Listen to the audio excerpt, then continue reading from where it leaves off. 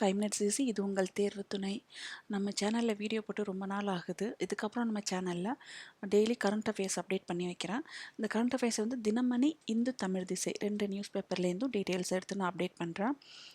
அதுக்கப்புறம் டிஎன்பிஎஸ்சி எக்ஸாமுக்காக எனக்கு study plan வேணும், இல்லை daily test series, weekly test வேணும் அப்படின்னா நம்ம சேனலில் ஏற்கனவே வீடியோஸ் நிறைய அப்லோட் பண்ணியிருக்கேன். ஸோ ப்ளேலிஸ்ட்டில் போயிட்டு செக் பண்ணி பாருங்கள், உங்களுக்கு தேவையான டீட்டெயில்ஸ் இருக்கும்.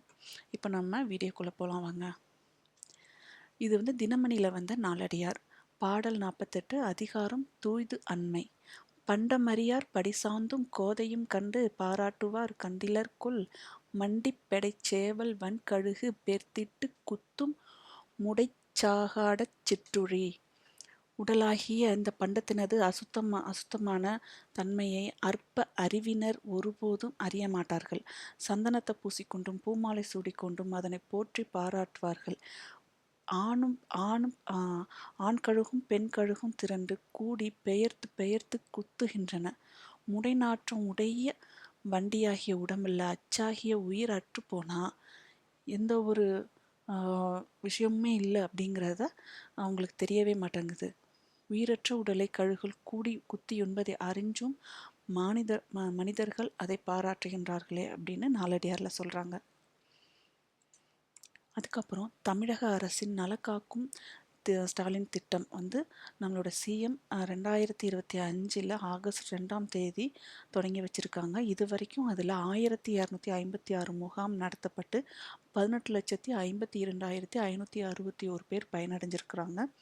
இதை பற்றி நம்ம நலவாழ்வுத்துறை அமைச்சர் மா சுப்பிரமணியம் என்ன சொல்லியிருக்காங்கன்னா, நலம் காக்கும் ஸ்டாலின் திட்டத்தை ஆரம்பித்து 1256 முகாம்கள் நடந்து நிறைவு நிகழ்ச்சியும் நடத்தியிருக்கிறாங்க.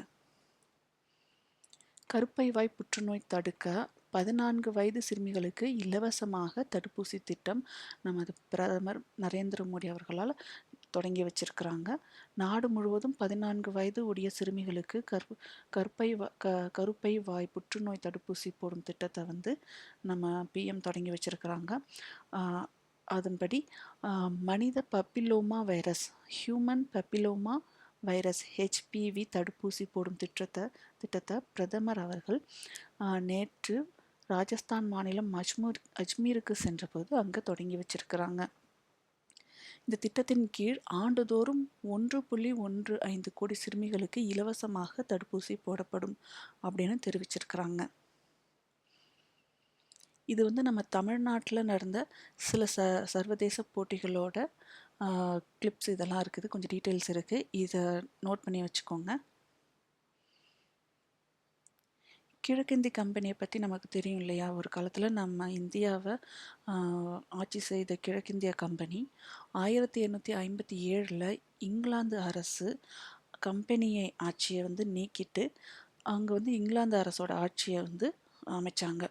படிப்படியாக செல்வாக்கு குறைஞ்ச கிழக்கிந்திய கம்பெனி 1874 கலைக்கப்பட்டு அதுக்கப்புறம் 2010 அந்த வருஷத்தில் லண்டனில் வாழ்ந்த இந்தியர் ஒருவரால் மீண்டும் உயிர் பெற்று சில்லறை வணிகமான நிறுவனமாக நடத்தப்பட்டிருந்துச்சு. ஆனால் இப்போ அதுவும் வந்து நஷ்டத்தால் மூடப்பட்டு இதுவரைக்கும் 3000 கோடி கடனில் அந்த கம்பெனி இயங்கியிருக்கிறதா சொல்கிறாங்க. பிப்ரவரி ஜிஎஸ்டி வசூல். இந்த லாஸ்ட்டு பிப்ரவரியில் மட்டும் 1.83 லட்சம் கோடி ஜிஎஸ்டி வசூல் ஆயிருக்குன்னு சொல்கிறாங்க. 8.1% அதிகரிப்பு. எப்போது?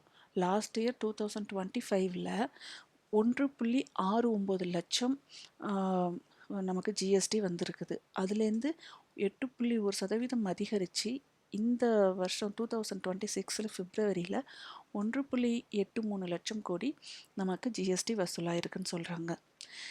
இதில் வந்து நிதியாண்டு 2024-2025 வந்து எவ்வளோ இருந்திருக்கு அப்படின்னா 20.27 லட்சம் கோடியாக இருந்திருக்குது அந்த நிதியாண்டில். இப்போ உள்ள நிதியாண்டில் 22.08 லட்சம் கோடி ஜிஎஸ்டி வசூலாக இருக்குது. அதாவது 25 to 26. இந்த சைடில் வந்து இதில் என்ன இருக்குன்னு பார்த்தீங்கன்னா வருமானம் வரி செலுத்துவதில் முன்னிலை வகிக்கும் நாட்டு மக்கள். முதல் இடத்துல நார்வே இருக்கு. அங்க இருக்கிற மக்கள் தொகையில 93.4% பேர் வருமான வரி செலுத்துறாங்க. நம்ம இந்தியா இதுல எவ்வளோ போட்டிருக்காங்கன்னா 5.3%. அதாவது நம்ம மக்கள் தொகையிலேயே 5.3% பேர் தான் வருமான வரி செலுத்துறதா இந்த சர்வேல சொல்லியிருக்காங்க. புதுச்சேரி அரசுக்கு மாநில அந்தஸ்து வேணும்னு பிரதமர் கிட்ட முதல்வர் ரங்கசாமி அவர்கள் வலியுறுத்தியிருக்கிறாங்க. இந்த கோரிக்கை இதுவரை 13 முறை தீர்மானம் நிறைவேற்றி மாநில அரசு சார்பில் 13 முறை தீர்மானம் நிறைவேற்றி மத்திய அரசுக்கு அனுப்பப்பட்டிருக்கு. இதுக்கு இப்போ ஒரு தடவை மறுபடியும் டைரக்டாக பிரதமர் கிட்ட முதல்வர் அவர்கள் வலியுறுத்தியிருக்காங்க. கடல் மாரத்தான். இந்தியாவிலேயே முதலாக சென்னை மெரினாவில் தமிழ்நாடு கடலோர பாதுகாப்பு குழுமத்தோடு இணைந்து தன்னார்வ தொண்டு நிறுவனமான SUP மெரினா அமைப்பின் சார்பில் ஞாயிற்றுக்கிழமை 4 கிலோமீட்டர் தொலைவிலான கடல் மாரத்தான், அதாவது கடல் நீச்சல் போட்டி நடந்திருக்கு. இதில் 8லேருந்து 62 வயதிலான 104 நீச்சல் வீரர்கள் கலந்துருக்காங்க. நமக்கு தெரியும், ஈரான் தலைமை மதகுரு கமேனி இறந்துட்டாங்க. இராணுவ தலைமை தளபதி, பாதுகாப்பு அமைச்சரும் அவங்களோட சேர்ந்து இறந்துருக்காங்க.